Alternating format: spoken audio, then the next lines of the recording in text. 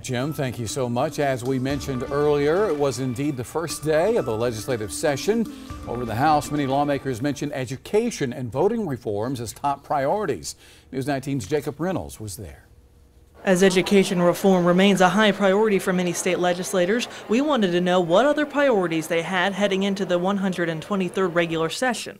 It's important to me that we show working people that they are as important as business and corporations who we give tax relief and tax credits to. Democrat Gilda Cobb-Hunter said one of her priorities is the earned income tax credit, along with increasing state employee pay and redistricting without legislative interference. Across the aisle, Republican Russell Fry says he's continuing the fight against drugs.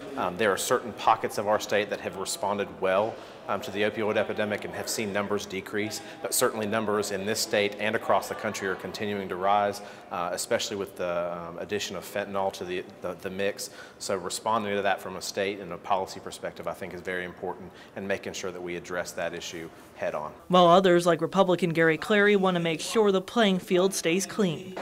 We have just a dire need to further strengthen our ethics laws, look at dark money and the way that it is used in political campaigns. And as a Clemson representative, he wants to toughen the penalties for those violating anti-hazing laws. Showing that there's a lot on the agenda for the State House in 2019, in Columbia, Jacob Reynolds, News 19 WLTX. And other representatives said they're going to be keeping an eye out on the potential sale of Santee Cooper and the need for hurricane damage relief funds along the coast and the PD.